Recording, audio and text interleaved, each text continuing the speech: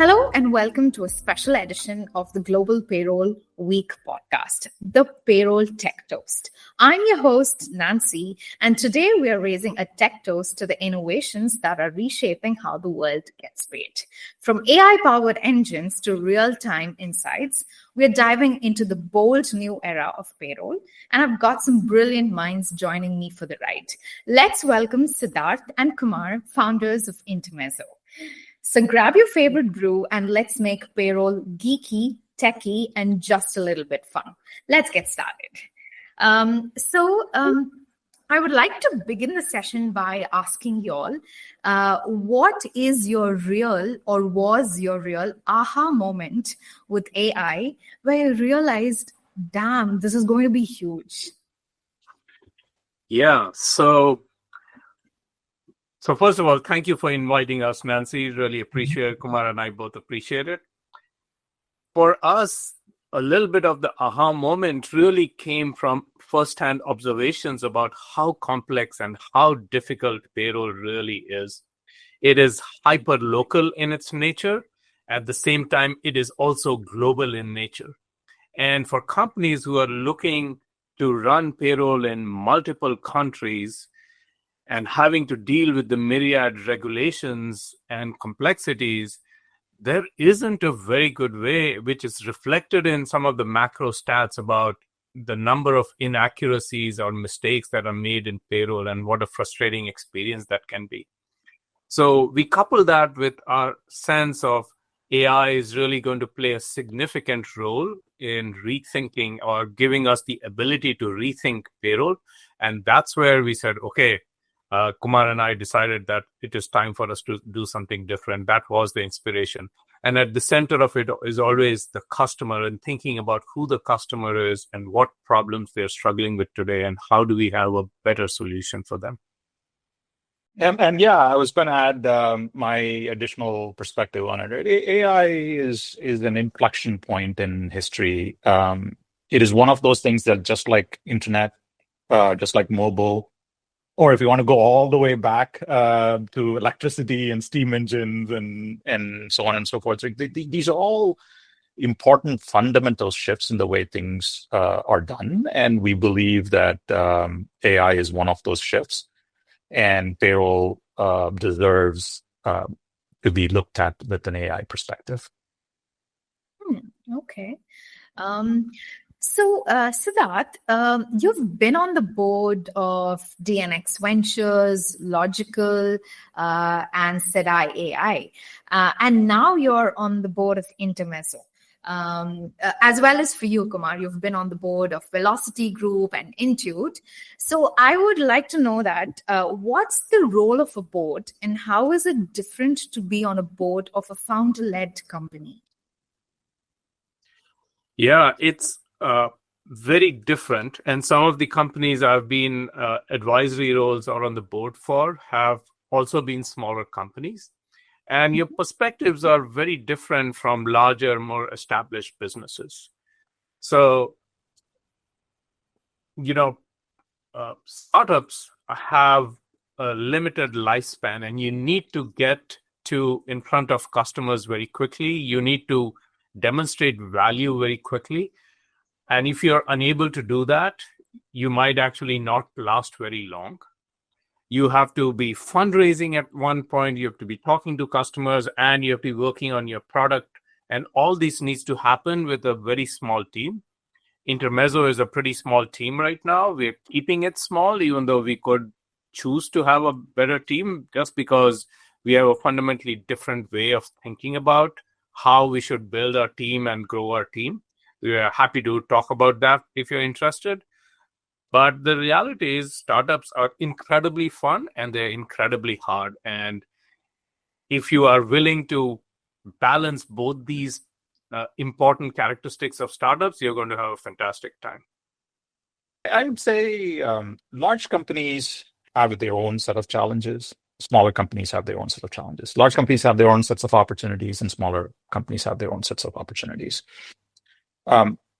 When you're on the board versus when you're sort of on the execution side of things, those are two different sets of responsibilities.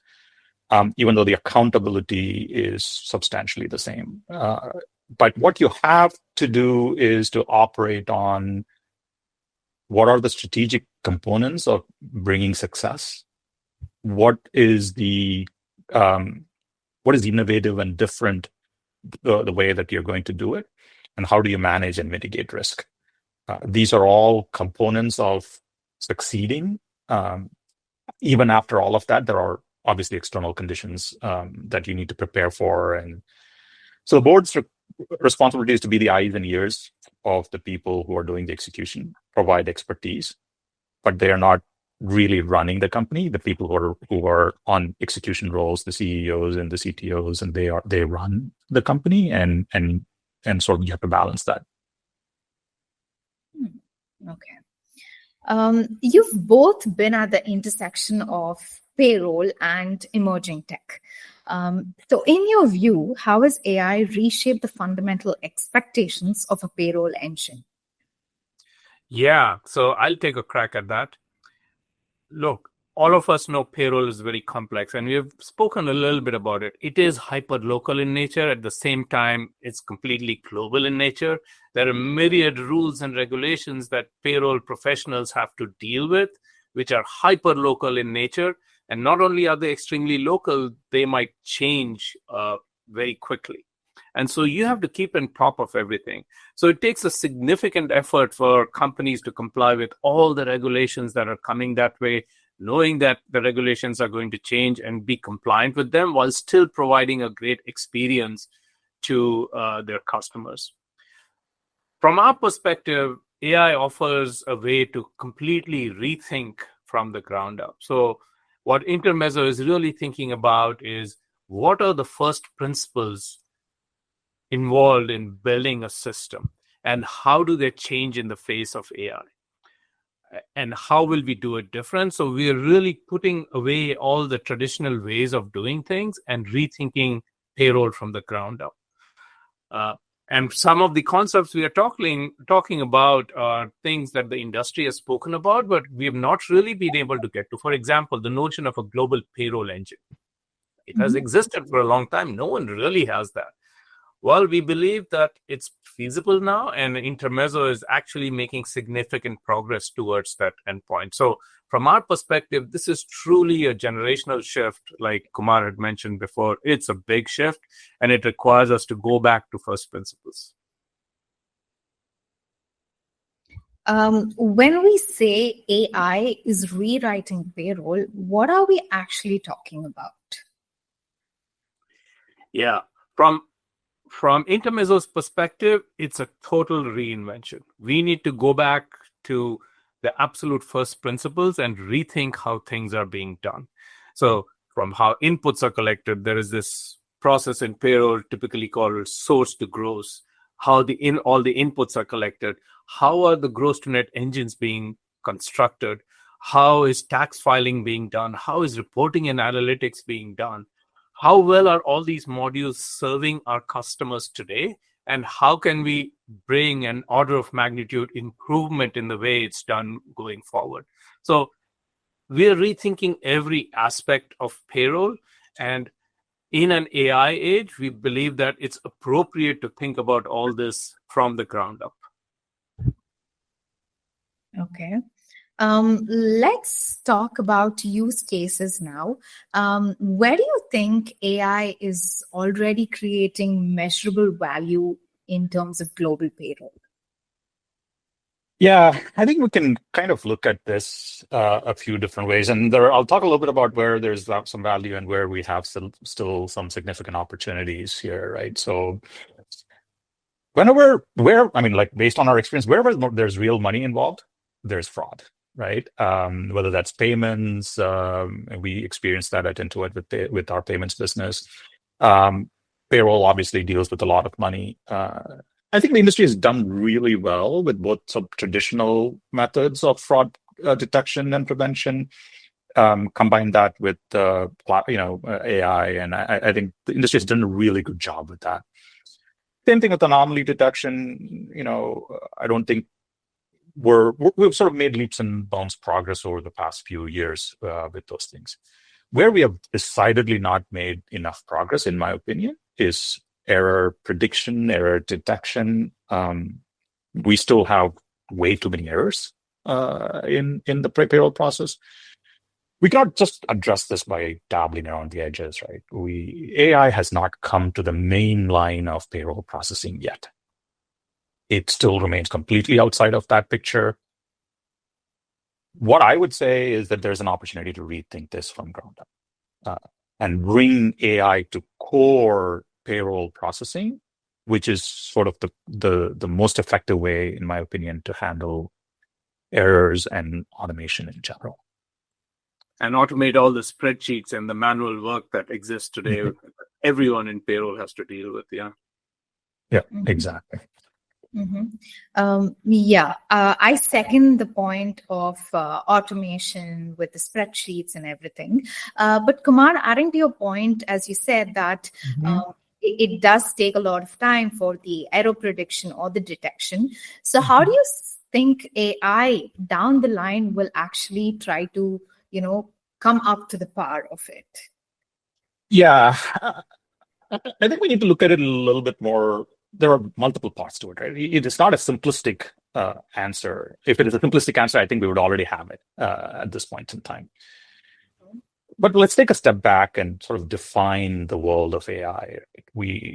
Today, everybody is really thrilled about LLMs and generative AI, and that is a huge and important leap forward in the world of AI. But AI has existed for a long time. Anything that a machine does in order to automate things, there's classical machine learning, there is been neural networks and things like that. Things have been around for a while, and we need to sort of use all of it, right? What we cannot do is to say, hey, everybody's using LLM, so that's the hammer and everything is a nail.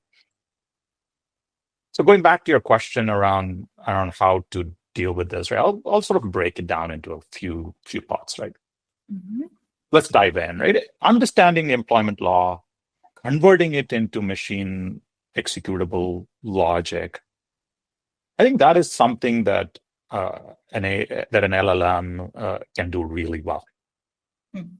What they're really good at is natural language, right? Natural language understanding. All of these laws are written in languages, and especially if you start looking at it from a global perspective, there's just a wide range of languages that it is written in. So perfect fit to use LLMs in that space.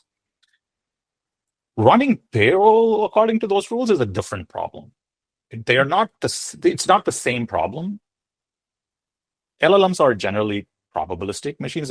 So if you want to write a story, or if you want to sort of understand language, if you're willing to deal with some ambiguity, they're perfect rules for creating something brand new.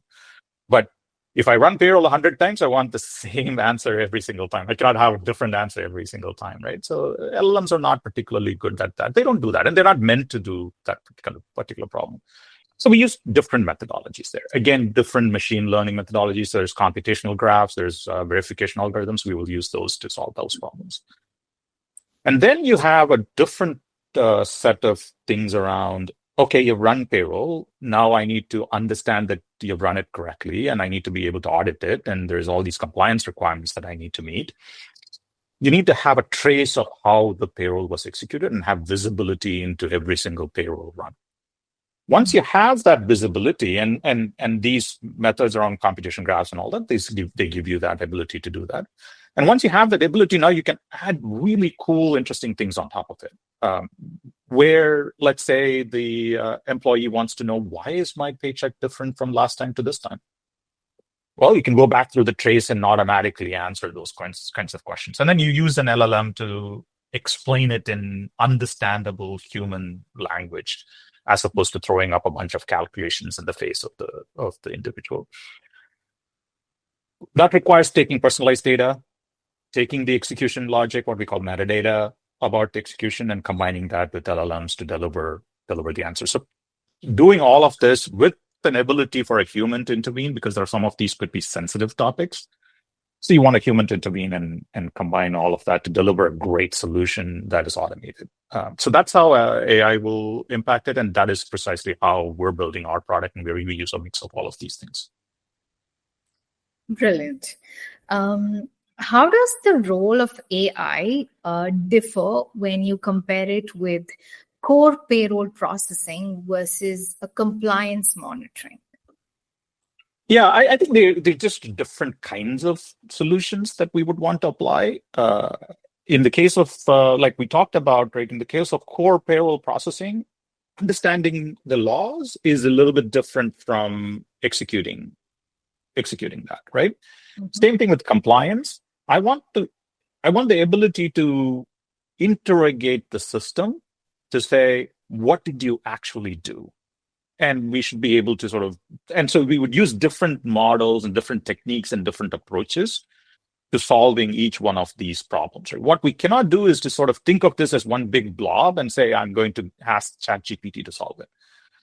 That doesn't work, right? What you need to do is to break the problem down into what are the characteristics and use the right tool for that. And there are a wide range of tools available in the AI landscape to apply to it.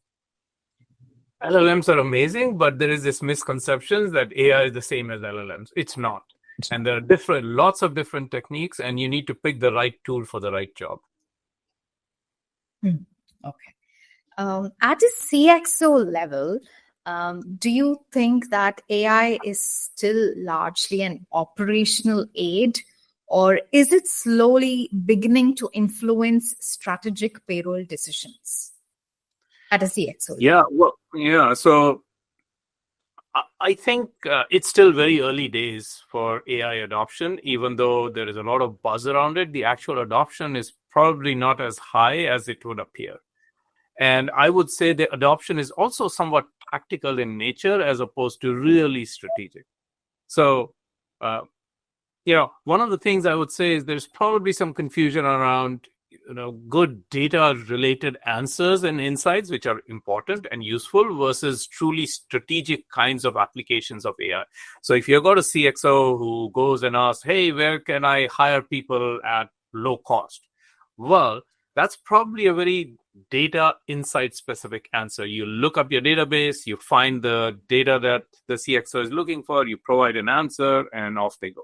But honestly, the deeper question that can be asked is, where should I hire for long-term fit, compliance, and cost, and throw in a few more variables? Well, there is still data obviously involved, but then you need some kind of smart engine to integrate all the data and come up with an answer. Right? So this requires you have to weigh the talent supply. What is the company strategy? What is the regulatory risk? What are the costs? Maybe even throw in things like time zones and communication inefficiencies and so on. So that's where AI can really step in. It's not to replace the decision maker, but to synthesize variables in a much better way than humans could reasonably do that. So the thing is, all these are building blocks that build on each other. There are things that can be answered just by doing a quick introspection of the data. There are other things for which you really need to synthesize the data to get the real answers. And we shouldn't confuse access to data with the AI itself. And in fact, one of the primary problems in the industry, even today, is the lack of access to high quality data, because AI depends on high quality data in order to synthesize the answers. Nancy, if I can sort of piggyback on the point that Siddharth just made, I'll give you a little bit of an anecdote. I was speaking to a startup founder here in the San Francisco Bay Area just last week, and he's just working on sort of this really cool satellite remote sensing type of stuff. They're building foundational models based on this. Even for a company like that, which is building foundational models, he was telling me that his biggest problem or his biggest need is data and data engineering, right? Not the models. So he says, I hire 2 data engineers for every scientist that I have. So data is incredibly important. Getting the data right is incredibly important. It is not sufficient, of course, but if you don't have the right data, you're not going to get the right insights. So I think it's, if I were to have an advice for anybody, it would be to invest in your data. Yep. Okay. So a lot about data, which leads me to the next question is, as you also said, AI is only good as its data. So what kind of payroll data best suited for AI-driven insights? And, what are the biggest blind spots today? Yeah, data is just like AI. Data is another one of those terms that is really broad, right? You can fit a lot of things under the bucket of the data. But so let's break it down and have a. So we have structured data. Everybody is sort of knows it, aware of it. You run payroll. The output of the payroll is structured data. You stick it into a database, and you should be able to ask questions and people do reports and analytics and so on and so forth. So that's one of the ways that you can use the data.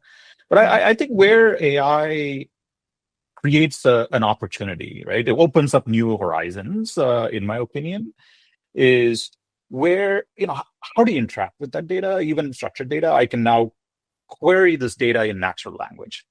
I can ask my question in natural language as opposed to having to run, get an engineer to go write SQL or an analyst to run a report on Tableau or whatever, right? The time it takes for an executive to ask a question and have that be answered and to actually interact with the data and get real sense of it is now, that barrier is broken down now with this ability to ask questions with natural language. So that's structured data. Making that available, making it democratized so everybody can use it and help the company, help the business. Then you come to unstructured data.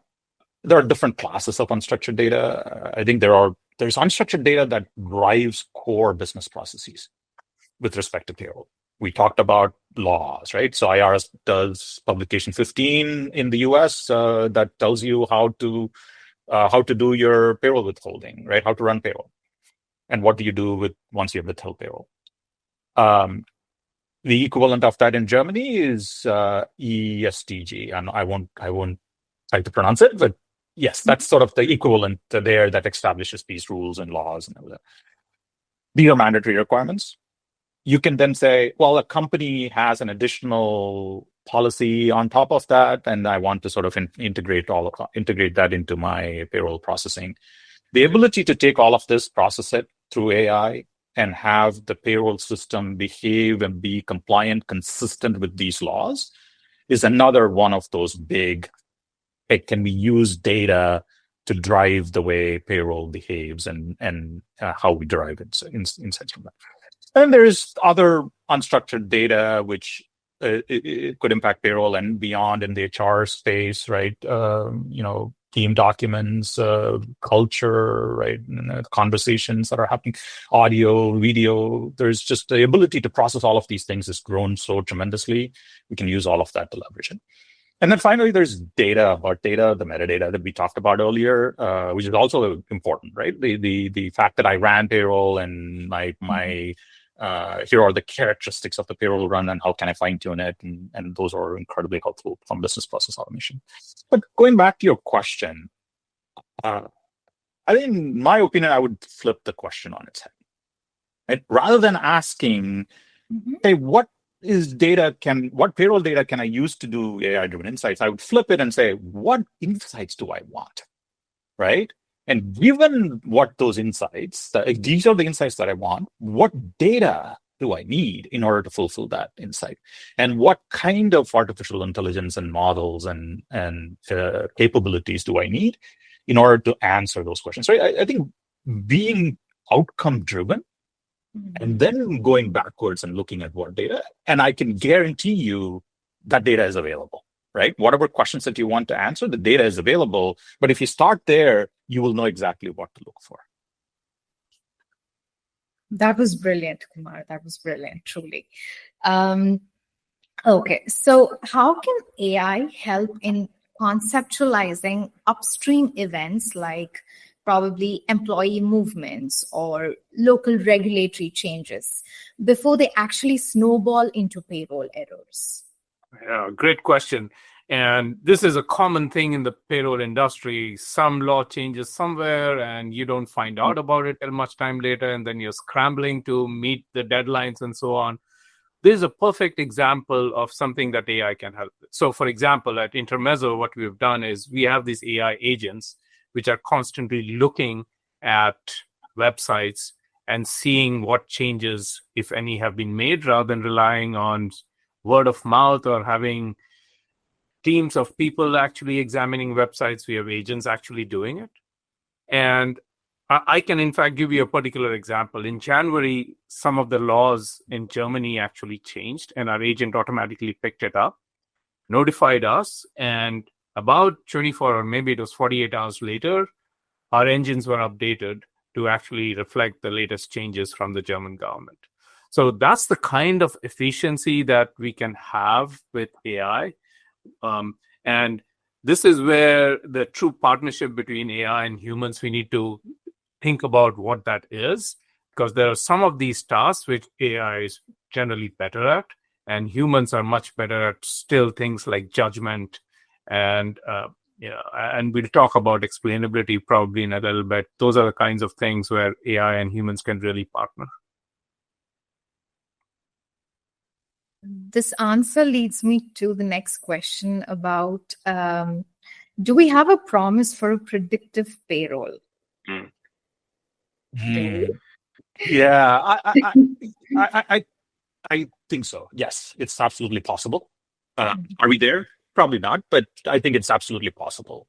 But you need to take a whole systems-based approach to it, right? It's again, this goes back to what we're using all of the tools in our tool chest to get there. I'll sort of make it a little bit more tangible, right? So you for example, you can ask ChatGPT to generate a catalog of scenarios for you. Hey, I want to predict a bunch of different variables and conditions and what impact is it going to have to my payroll. That process, right? You don't have to be limited by your creativity or whatever. Ask an LLM to produce a bunch of these different scenarios, and they're really good at thinking outside the box and sort of producing all of those things.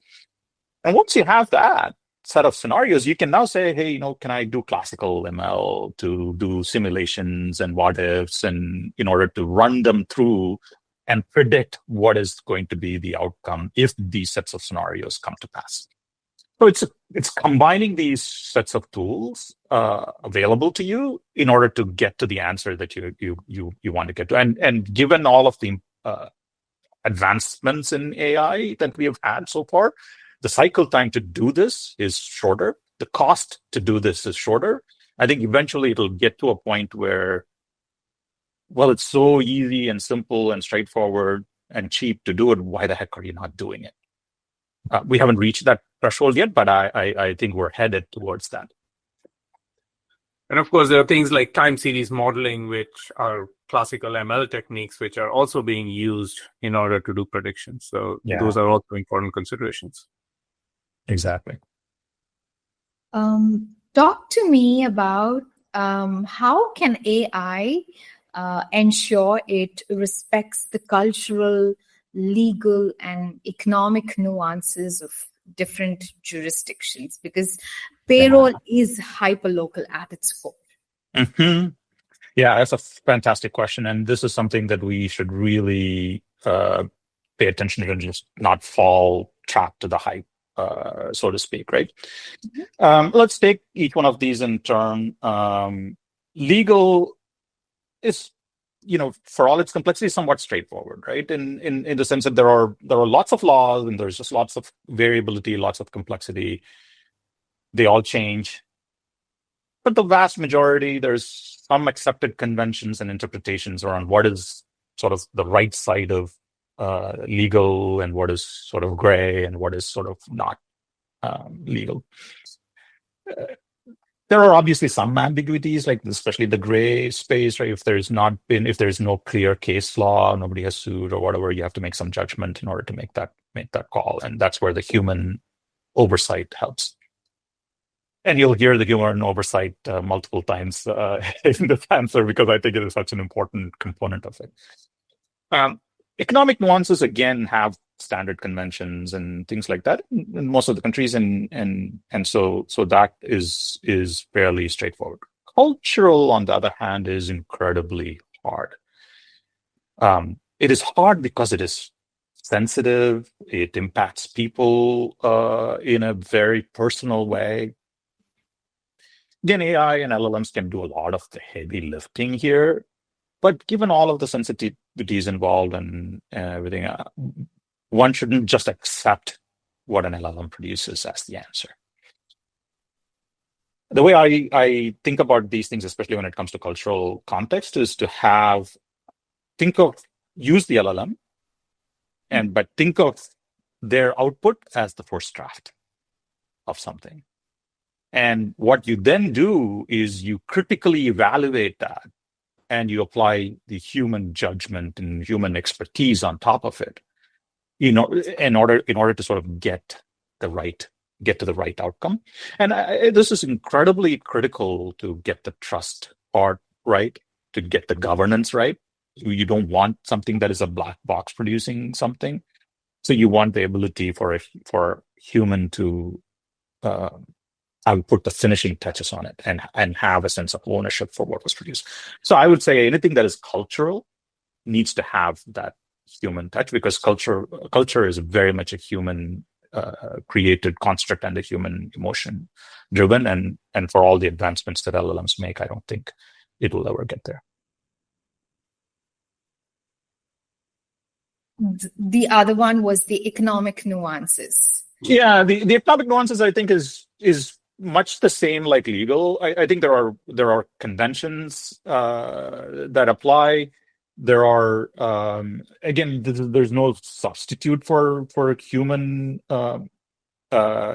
involvement in it. But I think the extent to which you need to really pay attention to it in the cultural context, you can use more conventions and other things in the legal and economic context. Cultural is, in my opinion, is a different bailiwick altogether. Payroll deals with a lot of sensitive tasks like salary benchmarking, error flagging, or even compliance scrolling, right?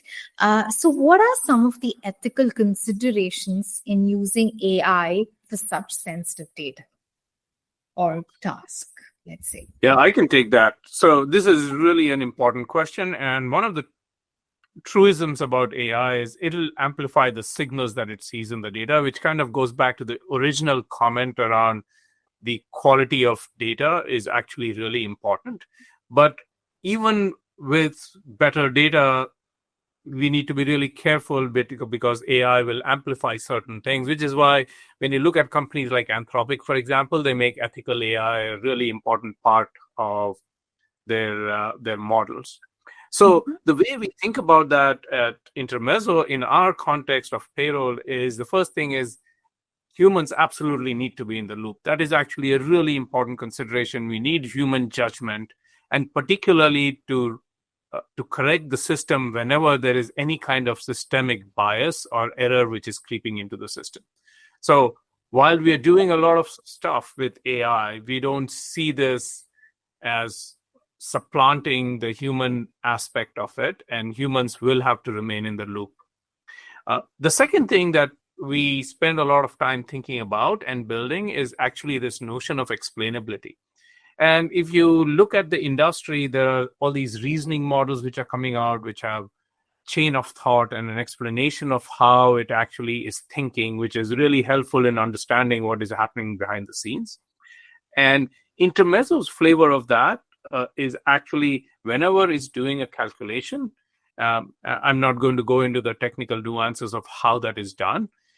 We can actually ask the engine to explain how it came up with a certain calculation. And it will actually tell you, look, here's the starting point and here are the rules that got applied, and therefore it came up with the following calculation. And that can actually be exposed not just to the payroll provider, but at their discretion to the customer also. And that to us is a huge boost because it shows that there is a clarity in how the calculations are done, and we can actually expose that. And that really improves the compliance part of it, the error flagging part of it, because if you find an error, you can flag it, and then the system can actually accommodate corrections into the system.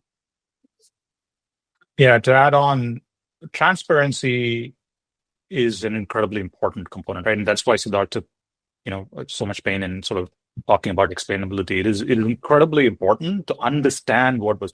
So when you shine a light on whether the bias was created by the model, or the bias was created by the data, or the bias was created by some sort of a processing, when you shine the transparency light on it, I think it becomes very clear.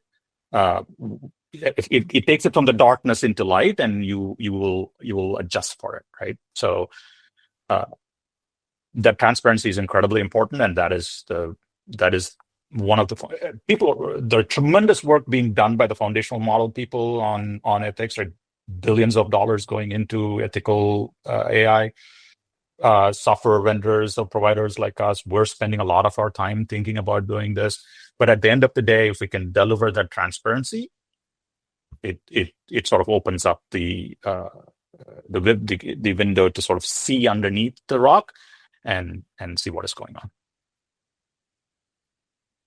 I would like to believe that AI will help balance between standardization and local agility. But how can this be achieved without becoming a black box? Yeah, I'll take a crack at answering that, and I'm sure Kumar also has thoughts.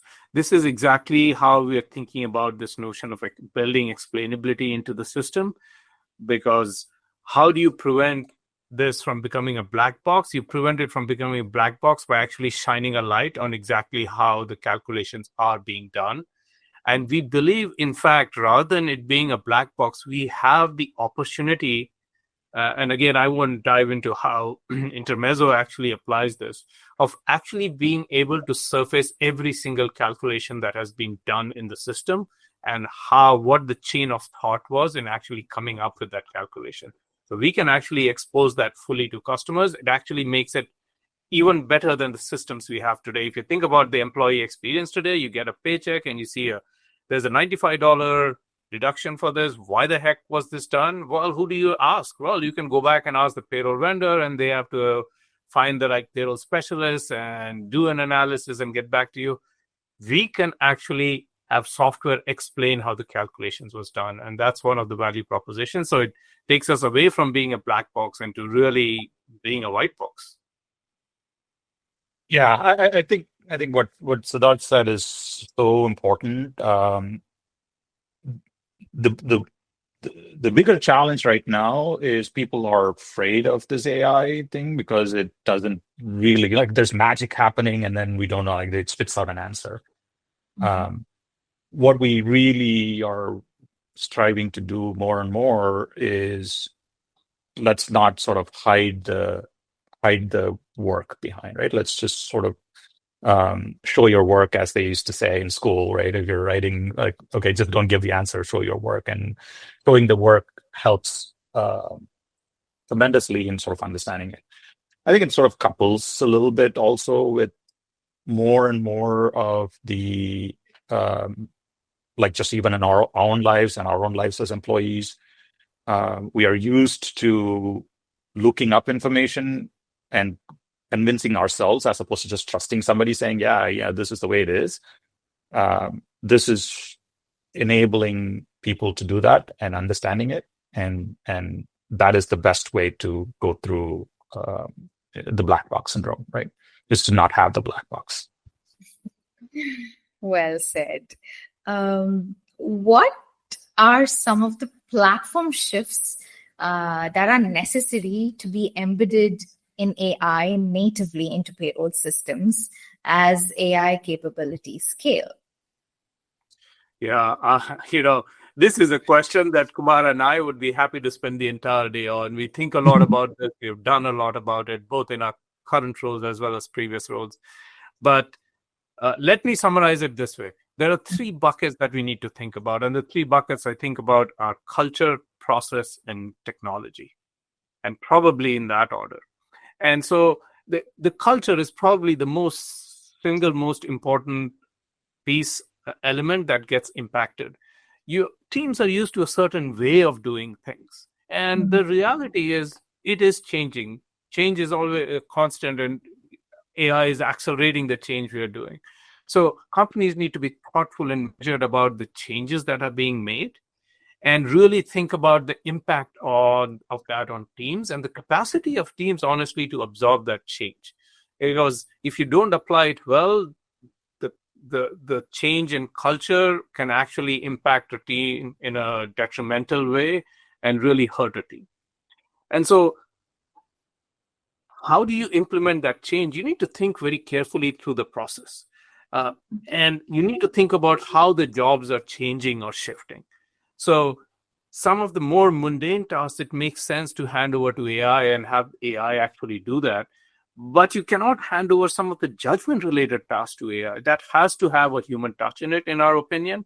And it's really important for teams to lead into this. And so you kind of need to rethink the entire payroll fulfillment process to make sure you're thinking about what the process was, what the process needs to be, what changes do the teams need to absorb, and how much of this change are the teams capable of absorbing. So, and finally, there are, of course, the technology changes, significant shifts. Both Kumar and I are technologists, so we understand this pretty well. One of the important things is you've got to be kind of agnostic to the actual model you're using. Every day there's a new model, and it makes my head spin. I think it makes most of the world actually have a hard time. So you got to build technology models which are agnostic to the actual AI engine that are used, because tomorrow something better might pop up. How are you going to think about doing that? And so all these things kind of come together in how we work. And the way Kumar and I work, it's kind of instructive to see how we work. And I look back on how we used to work 3 years back, and this is completely different, honestly. And so, for example, Kumar and I both act as product managers, because we can have some of the more mundane IT work be done by the AI engines, which helps us spend more time on the product, think more about the customers, the problems and customer experience. And at the end of the day, it shrinks the gap between us and our customers in an extremely beneficial way for us, which we are really happy about. So yeah, that would be my take. Yeah, well said. I don't have anything else to add to that. What's your take on conversational AI interfaces for payroll teams? Let's say co-pilots or just talk to payroll. Yeah, no, it's here, it's coming, whatever you want to call it, right? It's absolutely an important toolkit, and just like any technology evolution, it will start with, oh, this is cool and innovative, to eventually in its maturity, like, what do you mean you don't have it? Right? This is one of those things. The ability to talk to payroll, I think, is going to be, what do you mean you don't have it? At some point in time, right? And given how fast the world is moving and how the technology cycles have shortened, that is going to come sooner than you experienced it in the past, right? So, like, even if you just go back to, well, the internet and search, people don't. It became common to say, "Let me Google it," right? So the same thing is going to happen here. In everyday life, you start asking ChatGPT about this, that, or the other, and why wouldn't you ask that question of something that is such an financial and core important thing like your paycheck? You're absolutely going to ask that question. And if that capability doesn't exist, you're going to say, what the heck? I can ask this question about the rest of my life. Why can't I ask about my paycheck? So yes, it is coming. I think it is going to be incredibly helpful and liberating. And even for HR professionals, I think, like, why, if the answer could be self-served, why would you want to sort of answer the same question 10 times in HR operations tickets every single time to answer this, right? And so, yes, talk to payroll. Absolutely. Yeah, like it's going to be lovely. Like, instead of just logging into the system and just checking everything, you just go to it and say, like, hey, why didn't John's payslip appear this month, or something of that sort? And I would extend it to say even beyond payroll, right? I mean, why would I want to go into a form to request my time off? Exactly. Why can't I send a message that says, can I get a time off, please? And the system automatically records your time off. And the manager says, yeah, approved. And there you go. right? Yes. So yeah, that is the method of interacting. The systems of records are not going to go away because it is compliance requires them, but the method of interacting with them will change. And conversational is if it's impacting every part of your life, you should expect it to absolutely be impacting payroll as well. Brilliant. Down the line, like let's say 5 to 6 years, what AI advancements do you think are going to happen and change the world of payroll? Yeah, this thing is moving so fast. It's really hard to keep on top of it. Like if you asked me 5 years ago the same question, would I have predicted this outcome? Probably, but not at this time frame, right? I mean, the time frames have gotten so short, so it's a little bit of predicting it far out is really hard, right? But let's sort of talk about what is here and what is the general direction that it's going to take. Generative AI and systems powered by generative AI, they are here, right? It is going to only become more ubiquitous. The explainability part that Siddharth talked about, the visibility, the black box conversation that we had, I think that is such an incredibly important thing. It is possible today, but you have to sort of approach it correctly. You have to do the right design. For example, we're spending a lot of time thinking about that and working on that. That part is really, really going to be there. There's the concept of, well, can you do autonomous payroll? Well, I mean, that's sort of like, okay, let's sort of define that. Autonomy is like, we have to sort of get a little bit deeper, right? It's just the buzzword doesn't really help here. If that means, do I think machines will run payroll automatically? I think 5 years down the road, the answer to that is absolutely yes. I mean, it might be even next year, right? It's imminent. Do I think that in 5 years' time, 100% of this will be done with absolutely no human involvement? I'm not so sure about that. Again, for a lot of the conversation around judgment and things like that, we just talked about. I see a world where machines run payroll. They will ping you when it requires your eyes on something, right? Whether if something is complicated, short up, or something that is sensitive, or something that is divergent from previous patterns, where a little bit of human judgment and expert making a judgment is going to be required. I think that part automatically payroll, I mean, the engines will ping you, and I think that is a huge benefit for payroll professionals, because like every payroll professional that I speak to, which is like, oh, it's payroll time. I cannot go to dinner. I cannot go on vacation. Like, I have to be sort of tied to this thing. Now, maybe you go enjoy your dinner with friends and get a drink or two, because the system will tell you if you need to pay attention. Otherwise, everything is good. So I that's sort of what I see. Maybe I'll be proven wrong and things will go much farther in 5 years' time. But I think human involvement in this is probably going to be around for a long time to come. Yeah, but the good piece of human involvement, we spoke to an accountant who said, I haven't taken a Wednesday off in I don't know how many years, because every Wednesday I need to run payroll, right? Yeah. Those are the kinds of places where AI will be actually able to do it for you. So you can go on a nice vacation and things will happen, and maybe you have to click a button or two here. Other than that, things are taken care of for you. Okay. Before we wrap up the session, I would like to ask you all one thing, which is if there's one myth about AI in payroll you wish we could retire today, what would it be?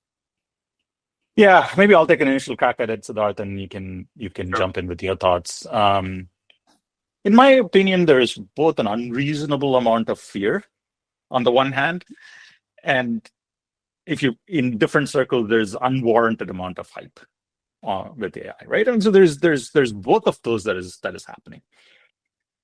The way I see it is that AI is a tool, right? It is another step in the automation of, boring routine parts of what we do.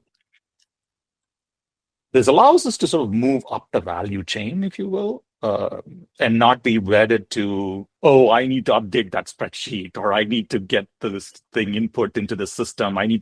Instead, I can actually look at the output and say, is this right? What are the strategic questions that I'm going to ask of it? So this is just going back to all the way through technology evolution. This is just another step in that evolution of technology. The nature of the job is going to be different for sure, but sometimes there's this real fear of, oh, it's going to eliminate all the jobs and people are just going to be like, there will be no work to do. Every single technology advancement has been thought of that way, and it has inevitably required humans to do something different to work with the technology, and the technology becomes a tool.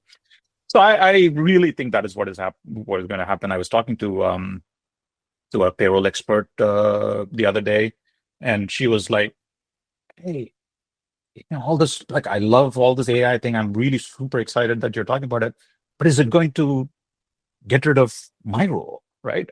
Am I not needed?" And my point of view to her is, if you're a payroll expert, your expertise is even more valuable in the AI era, right? Because you're not just sort of wasting your expertise on running payroll.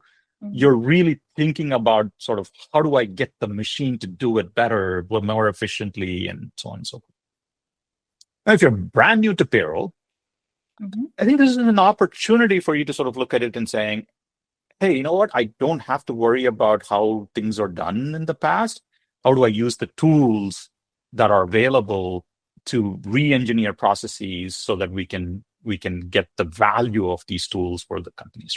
So I think of it as opportunity rather than something to fear. I'll just add my 2 cents in here. Agree with everything Kumar has said, but in addition, I'll say that, let's make sure we don't conflate LLMs with AI. They're not the same things. They're just one tool in an arsenal of tools that is available to us. LLMs are probabilistic machines. They're very good at certain things and not so great at other things, and don't try to use them for everything. So at Intermezzo, for example, we use rules engine, we use computational graphs, we are looking into using possibly time series modeling kinds of things. So there are lots of other ways of doing things which should be used when it's appropriate. The reality is, the closing thought in my head is, look, change is really a constant, and we should all feel excited about the changes AI is having and not get too caught up in the hype that Kumar was mentioning. And we need more companies to adopt modern technology. My tongue-in-cheek crack is often, I rephrase what Ben Franklin said: there's nothing in this world which is certain other than death and taxes.